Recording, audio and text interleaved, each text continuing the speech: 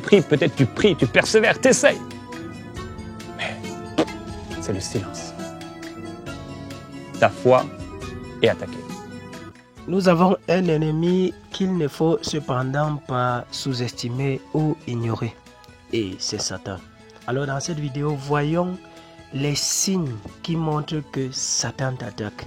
Si bien, pour le dire, 7 signes qui montrent que Satan nous attaque.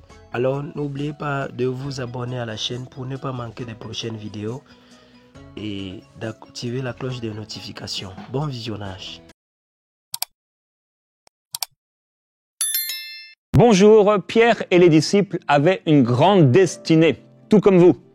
Et le Seigneur Jésus a dit un jour à Pierre, « Satan vous a réclamé pour vous cribler comme le froment, mais j'ai prié pour toi afin que ta foi ne défaille pas. Et toi, quand tu seras revenu, affermis les frères. » Aujourd'hui, j'aimerais partager avec vous plusieurs signes qui montrent que votre foi est attaquée par le diable. 7 signes qui montrent en effet que Satan attaque votre foi. 7 signes qui montrent que ta foi est attaquée. Alors, il n'y a peut-être pas tous les signes qui se manifestent dans ta vie, mais s'il y a au moins un de ces signes, c'est que ta foi est attaquée. Il y a un ennemi invisible qui veut cribler ta foi.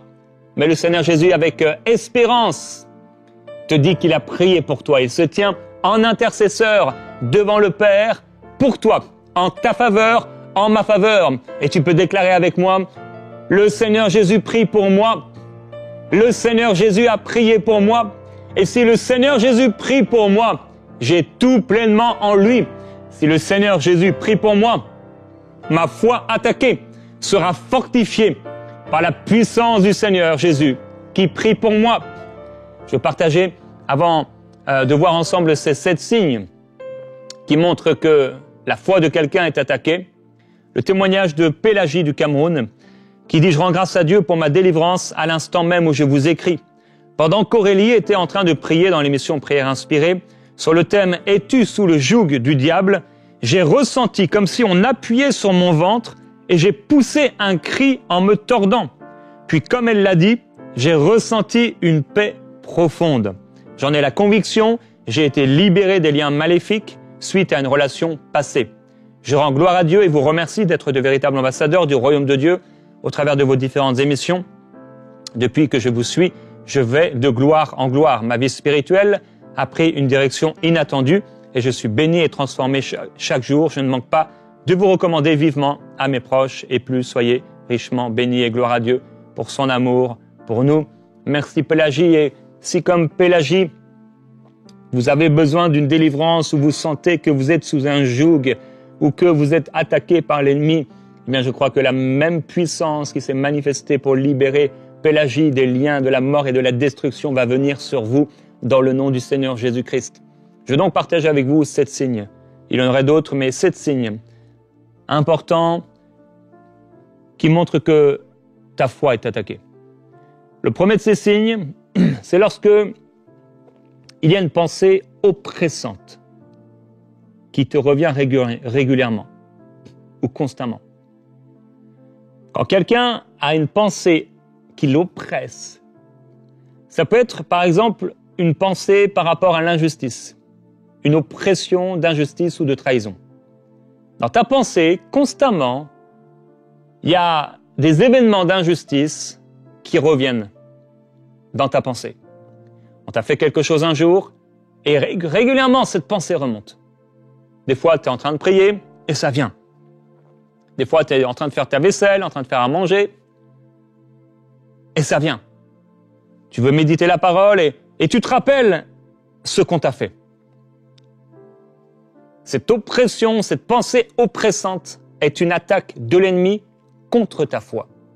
Jésus dit à Pierre, « Satan vous a réclamé pour vous cribler comme le froment.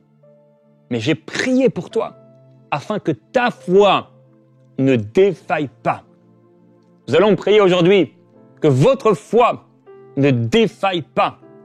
Ça peut être aussi une oppression de maladie. Tu as une pensée par rapport à la maladie qui revient. Régulièrement, ça cette pensée de maladie. tu vas être malade, tu vas tomber malade. Est-ce que tu ne penses pas que tu vas être malade comme cette personne de ta famille? Ou quand tu entends une maladie quelque part, dans une publicité, ou quelque part, où tu vois quelque chose d'écrit quelque part, tout de suite, tu as peur d'être malade. Il y a cette oppression de maladie, cette pensée de maladie qui t'oppresse. C'est une attaque satanique. Ça peut être un sentiment d'injustice, comme je l'ai dit, mais aussi de rejet. Tu te sens rejeté. Tu as cette pensée qui te dit que tu n'es pas aimé, que tu es rejeté, que les autres t'en veulent, que tu es mis à l'écart, que personne ne t'aime. C'est une pensée satanique. C'est une attaque contre ta foi pour te décourager. Qu'est-ce qui se passe quand quelqu'un est attaqué dans sa foi? Par le diable. Cette personne va être découragée. On a vu hier que la foi de quelqu'un peut aller mal. Elle peut vaciller et elle peut être attaquée. Et quand la foi de quelqu'un est attaquée, quand la foi de quelqu'un va mal, cette personne est découragée. Il y a plusieurs signes qui montrent cela et je vous invite à regarder l'émission d'hier si vous ne l'avez pas regardée. Ça peut être également le désir de pécher. Tu sens une augmentation des tentations et des luttes. Donc toujours dans cette pensée, ce premier signe, cette pensée oppressante. C'est une pensée qui te pousse à pécher, tu es tenté.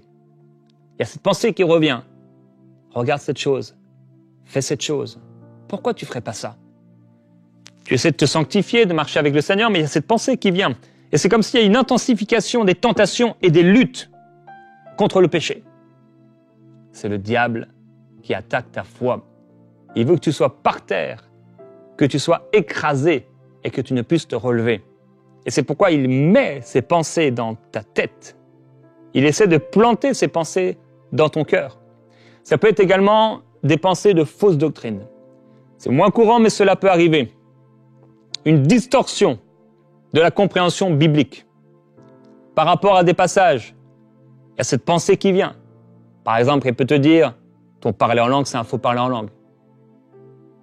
Elle peut te dire, les frères qui t'entourent, ce sont de faux frères. Alors que la parole te dit que l'amour croit tout, espère tout, bien sûr avec discernement. Mais toutes sortes de pensées par rapport à particulièrement des doctrines.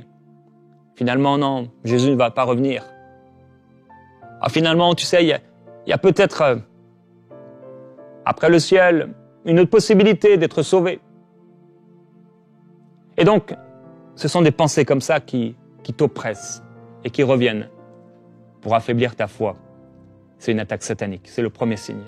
Le deuxième signe qui montre que le diable est en train d'attaquer ta foi, c'est que tu as fait un cauchemar ou un rêve impur. Quand quelqu'un, un enfant de Dieu, qui marche avec le Seigneur, fait un cauchemar, une attaque satanique, tu te réveilles, tu es en sueur. Tu te réveilles, tu n'es pas bien du tout. Quelqu'un qui vient de faire ce rêve, et tu tombes sur cette émission, et c'est pour toi une source de salut et de délivrance. D'autres, vous faites des rêves impurs, et vous vous sentez souillé, sali, et le diable essaie de vous faire croire que c'est vous qui alimentez cela, que c'est vous qui cherchez cela. Mais c'est la pensée satanique. Mon frère, ma sœur, quand le diable s'est présenté devant le Seigneur Jésus et qu'il lui a dit de transformer ses pierres en pain, voulant tenter le Seigneur, se jetant, lui proposant de se jeter du haut de cette falaise, de cette montagne, de ce temple, est-ce que c'était la volonté de Jésus? Est-ce que c'était la pensée de Jésus? Est-ce que dans le cœur de Jésus, il y a eu quelque chose sur lequel le diable s'est appuyé pour l'amener à transformer ses pierres en pain? Non. Eh bien, c'est au moment où Jésus avait faim. Donc, imaginez comment c'est vicieux. Jésus a faim et il a cette pensée de transformer ses pierres en pain. Mais ça n'a rien à voir avec la pensée de Jésus. Tu peux avoir faim parce que tu es célibataire. Tu as faim. Et il y a des rêves impurs qui viennent dans tes nuits. Et ça n'a rien à voir avec ta pensée. C'est une attaque satanique, visant à te faire du mal, à te sentir condamné dans la culpabilité. C'est une attaque contre ta foi. Dans le livre de Job, Eliphaz va dire une parole est arrivée furtivement jusqu'à moi, et mon oreille en a perçu les sons légers. Donc c'était très léger. Au moment où des pensées inquiètes proviennent des visions de la nuit, quand un profond sommeil tombe sur les hommes, la peur et le frémissement m'ont atteint, et tous mes os ont tremblé. Un esprit passait sur ma face, sur mon visage. Les poils de mon corps se hérissèrent. Quelqu'un se tenait là, je ne reconnaissais pas son aspect. Une silhouette était devant mes yeux. Voyez-vous ici, c'est le passage le plus clair concernant les attaques sataniques la nuit que quelqu'un peut subir. Un esprit qui passe et qui fait du dommage. Mais dans le nom du Seigneur Jésus-Christ, aucun esprit n'a le droit de te toucher dans ton sommeil si tu appartiens à Jésus-Christ et que tu marches avec Dieu. Si tu marches avec Dieu, ton sommeil doit être pur. Si tu marches avec Dieu, aucun esprit n'a le droit de mettre quelque chose d'impur et de souiller tes rêves. Dans le nom de Jésus-Christ, tu as toute autorité de marcher sur cela. Le diable n'a aucun accès dans mes rêves. Il n'a aucun accès sur mes nuits, parce qu'il ne dort ni ne sommeille celui qui garde Israël. Le Seigneur en donne autant à ses bien-aimés pendant leur sommeil. C'est ton héritage. Mais si dans tes nuits, il y a des cauchemars, si tu sens la présence, une présence maléfique, un esprit mauvais te visite la nuit, ce n'est pas normal. C'est une attaque. C'est une attaque. Peut-être il y a une atmosphère bizarre autour de toi, peut-être tu dors chez quelqu'un, je ne sais pas, peut-être il y a des gens dans ta maison qui font des choses, ou il y a des gens qui sont en train de faire des choses contre ta vie, peu importe. Il n'y a aucun droit, aucun appui sur lequel ces choses, cet esprit, le diable peut s'appuyer dans ta vie. Être attaqué la nuit dans son sommeil est un signe que ta foi est attaquée. Un troisième signe, c'est lorsque tu as vécu ou tu vis un problème relationnel trop bizarre. Tout allait bien. Mais il y a quelque chose de bizarre qui arrive. Peut-être dans une relation d'affaires, peut-être au travail, peut-être dans ta famille. Il y a un événement et c'est tellement bizarre, c'est rempli de confusion, d'incompréhension. Vous ne réussissez pas à vous comprendre. C'est le diable qui est en train de t'attaquer en entrant par la porte de cette relation. Il veut te nuire et te faire du mal. Mon frère, ma sœur, quand le diable a voulu attaquer Jésus, comment l'a-t-il fait? Il l'a fait dans le désert, il a vu que ça ne marchait pas. Il a trouvé un moment plus favorable et il l'a fait à travers Judas. Mais quand il a attaqué Judas, c'était pas pour attaquer Judas, c'était d'abord pour attaquer Jésus.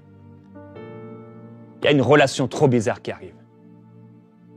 Un événement relationnel, c'est trop bizarre. C'est pas naturel. C'est pas contre la chair et le sang d'ailleurs. Mais ce sont des esprits mauvais dans les lieux célestes qui travaillent contre ta foi.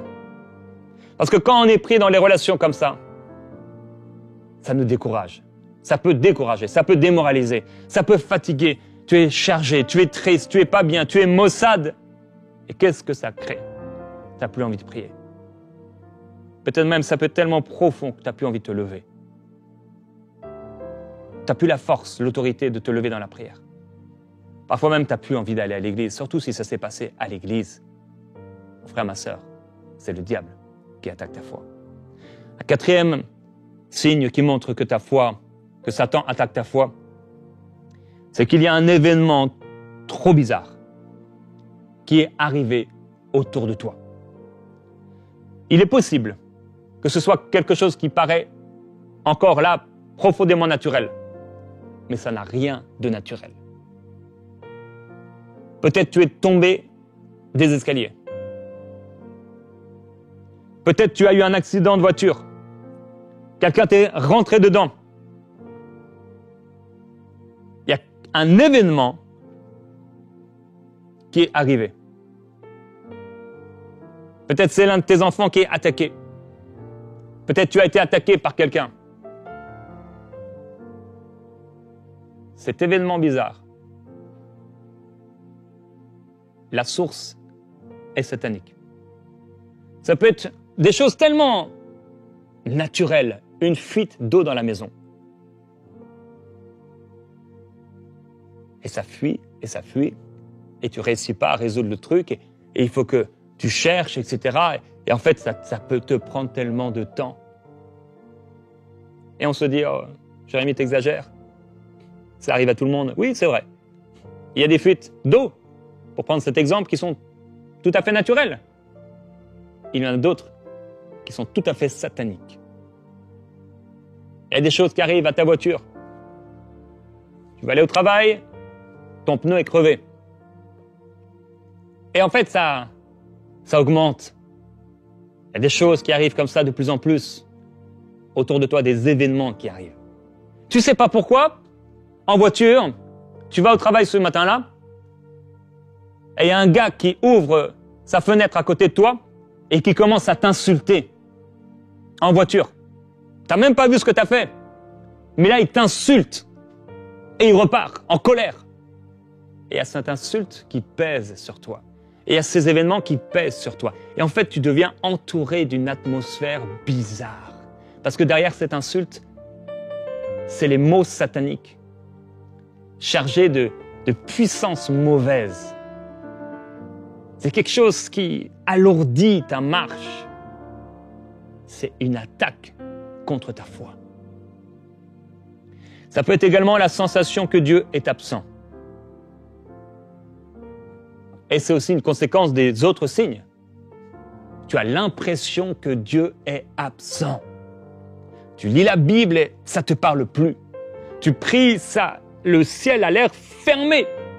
Tu ne ressens plus l'onction, la présence de Dieu. Peut-être ton pasteur prêchait auparavant, tu étais béni, mais maintenant, c'est comme s'il n'y a plus rien. Dieu a l'air absent. Et il y a cette pensée qui te vient, qui te dit que, mais où est Dieu?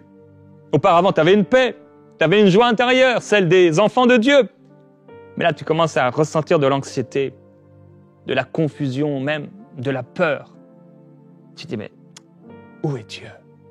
Peut-être tu ne te le dis pas et peut-être tu n'as pas mis des mots jusqu'à aujourd'hui sur ça, mais c'est ce que tu vis. Dieu n'a pas l'air d'être là. Et tu es affolé dans la barque. Peut-être.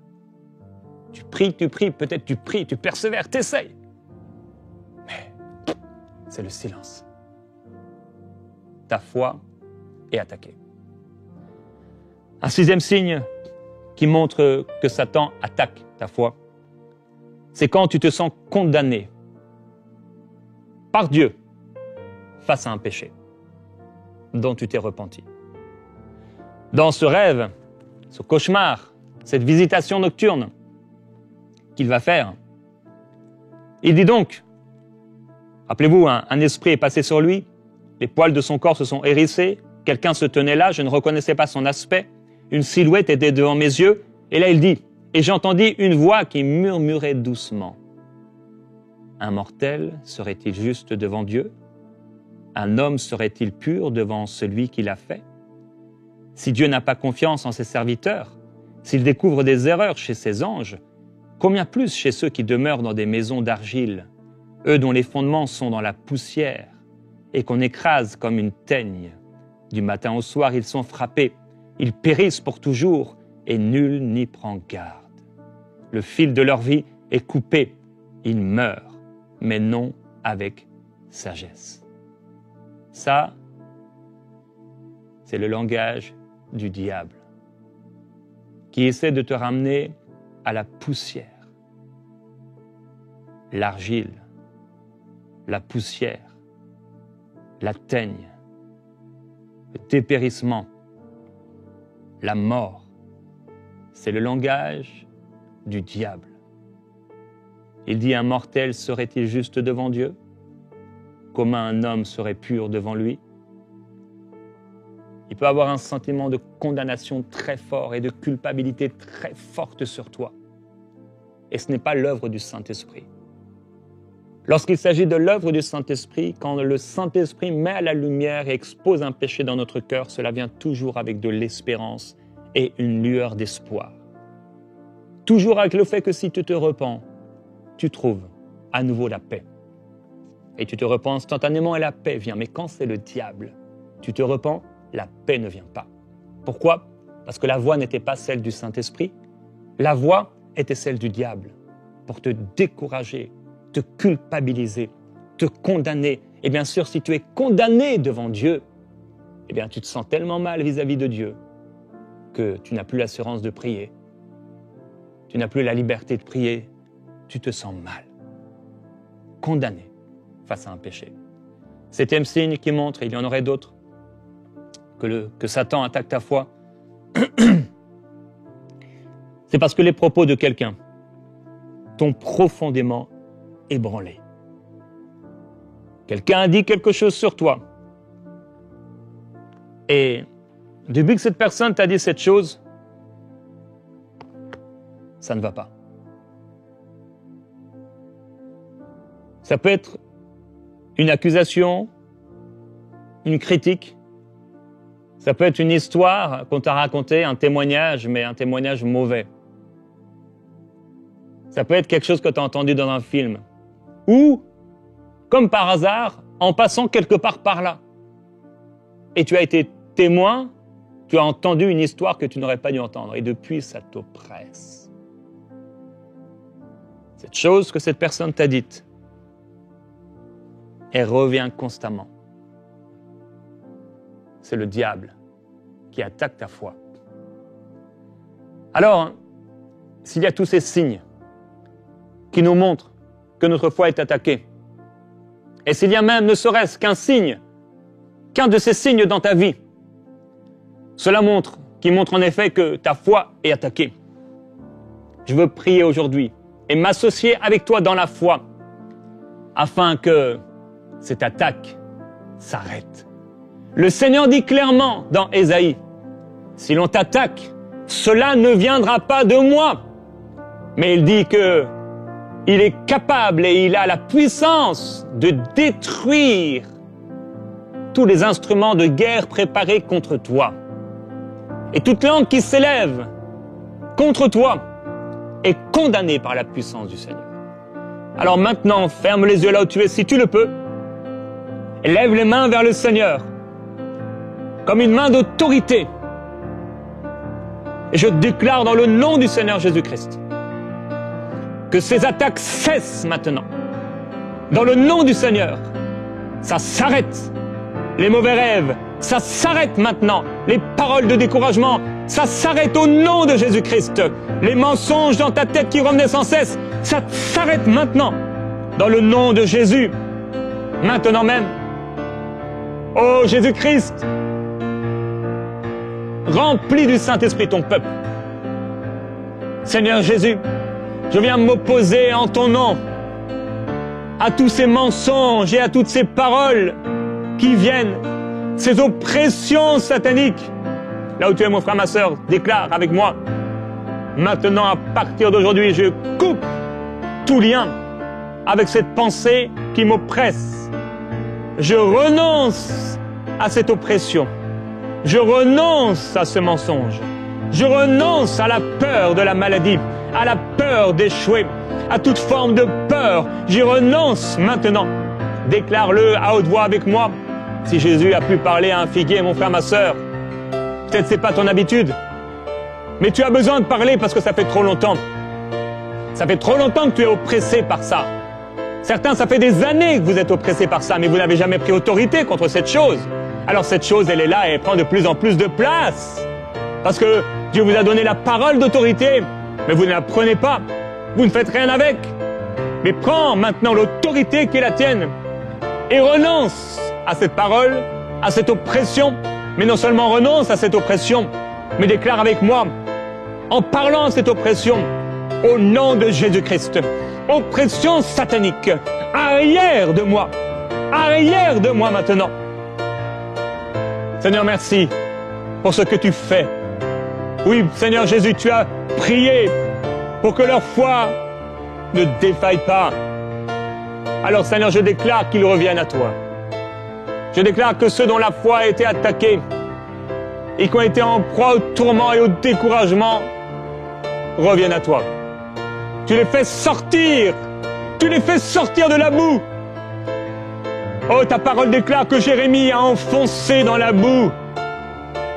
Mais tu l'en as fait sortir, Seigneur Jésus. Je déclare au nom de Jésus-Christ, quel que soit qui tu es, l'âge que tu as, homme ou femme, que si tu es enfoncé dans la boue, le Seigneur te relève par sa puissance. Le Seigneur te ressuscite. Le Seigneur te lave et le Seigneur te purifie. Là où il y avait un esprit de condamnation, de culpabilité, tu es lavé d'une eau pure maintenant. Tu es purifié par la puissance du Seigneur.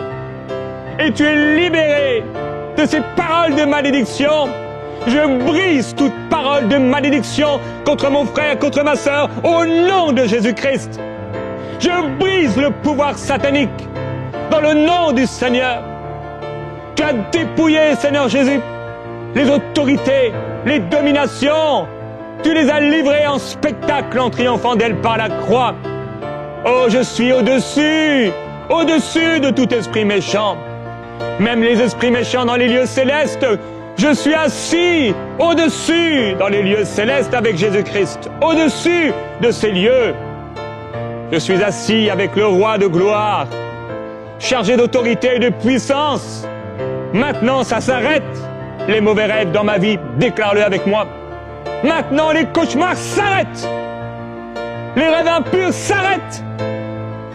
Aucun esprit n'a le droit de me tourmenter dans mes nuits. Seul le Saint-Esprit a accès. Je referme les portes. Par la parole d'autorité, je referme les portes.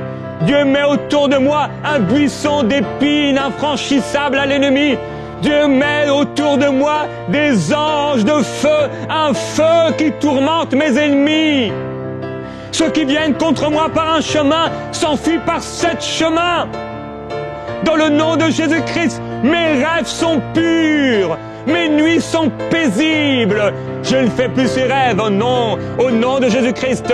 Ces rêves, ça s'arrête maintenant. Là où dans tes rêves on venait t'attaquer, tu te voyais avec ces accidents, tu voyais ta famille mourir dans le tourment, au nom de Jésus, ça s'arrête, c'est un mensonge. Cela ne vient pas de Dieu, cela n'arrivera pas. Le Seigneur dit que l'occultisme ne peut rien contre toi, la divination ne peut rien contre toi. Alors au nom de Jésus-Christ, sois libéré maintenant dans tes rêves, sois libéré de ces oppressions. Sois libéré maintenant de cette culpabilité, de cette condamnation, au nom de Jésus. Là où il y avait des accidents, des événements qui arrivaient dans ta vie, dans ta famille, des problèmes, des accidents, des problèmes naturels apparemment, dans ta maison, dans ta voiture, maintenant ça s'arrête. Ces choses, ces collègues de travail qui tout à coup en avaient contre toi, ça s'arrête maintenant. Au nom de Jésus, je ferme la porte au diable. Je tends maintenant les traits enflammés du malin par ma foi. Seigneur Jésus, tu as déclaré que par ma foi, je peux éteindre tous les traits enflammés du malin par l'épée de l'Esprit. Je déclare que rien ne peut me toucher. Je marche sur les serpents, sur les scorpions et sur toute la puissance de l'ennemi sans que rien ne puisse me nuire. De qui aurais-je crainte? J'ai été scellé par le Saint-Esprit. Mon esprit a été scellé par l'Esprit. Mon corps est le temple du Saint-Esprit. Ma maison est bénie. Moi et ma maison, nous servirons l'Éternel. Celui qui vit en moi est plus fort que celui qui vit dans le monde. Oh, je ne suis pas un faiblard. Je ne suis pas et je ne vis pas dans le découragement. Je ne suis pas fait d'argile et de poussière. Oh, je suis fait de la gloire de Dieu. Je suis fait par le souffle de l'Esprit. Je suis une nouvelle créature. Toutes choses anciennes sont passées et toutes choses sont devenues nouvelles. Je suis béni de toute bénédiction spirituelle dans les lieux célestes en Jésus-Christ. J'ai la paix avec Dieu. Dieu m'aime d'un amour éternel. J'ai de la valeur pour mon Dieu. Je suis un héros par la puissance du Seigneur et je me lève avec audace et avec autorité, chargé de la parole de Dieu, l'épée de l'Esprit dans ma bouche, pour éradiquer toute œuvre satanique, pour éliminer toute attaque satanique. Dans le nom de Jésus-Christ, l'atmosphère de ma vie est bénie, ma maison est bénie, Je vis dans une bénédiction et une bulle de la gloire de Dieu, maintenant et à jamais, maintenant et pour toujours. Je suis béni, moi et les miens, nous sommes bénis. Mes finances sont bénies, mon travail est béni, l'œuvre de mes mains est bénie, parce que le Seigneur est avec moi. Je suis béni dans les villes, je suis béni dans les champs, je suis béni à mon départ, sur la route et à mon arrivée. Oh, le fruit de mes entrailles est béni, je suis béni, ma vie est bénie, ma huche est bénie, dans le nom du Seigneur Jésus-Christ. Gloire à toi, Seigneur. Amen.